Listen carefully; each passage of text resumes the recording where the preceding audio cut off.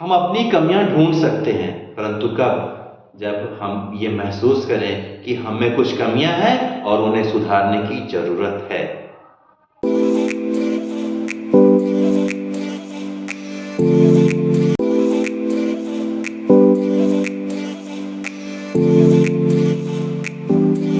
कामना और वासना में लिपटे प्राणी को परिस्थितियां ठीक उसी प्रकार पीटती हैं जिस प्रकार धोबी कपड़े को,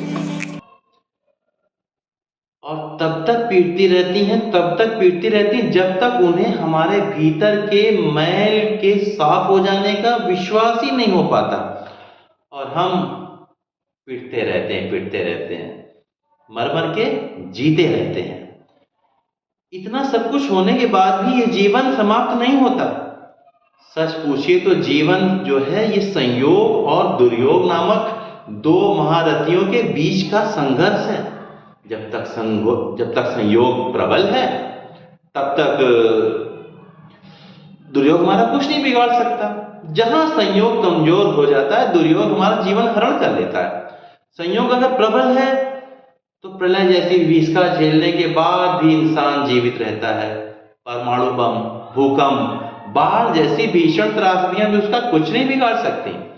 किंतु अगर दुर्योग प्रबल होता है तो आप देखते हैं ना, एक मामूली सी चींटी भी यदि हाथी को काट लेती है तो इतना विशालकाय हाथी धरती पर आके धराशायी हो जाता है।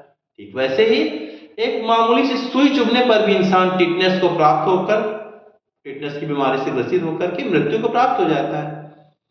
संयोग और दुर्योग प्रकृति के दो पुत्र हैं। संयोग अर्थात सृजन, दुर्योग अर्थात विनाश। विवेकशील प्राणी की सुरक्षा स्वयं प्रकृति करती है। कष्टों के समक्ष प्रकृति हमें जिस सुरक्षात्मक कवच को प्रदान करती है उसे ही संयोग कहते हैं। दूसरी ओर विवेकहीन प्राणी को दुर्योग घेर लेता है, उसका हर कदम विनाश की ओर बढ़ता जाता है।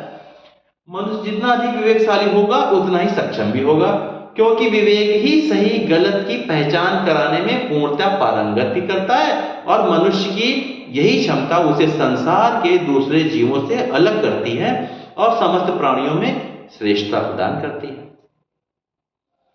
मनुष्य की सक्षमता इसी से इंगित होती है कि वह गलत होते हुए कार्य को रोक सकता है।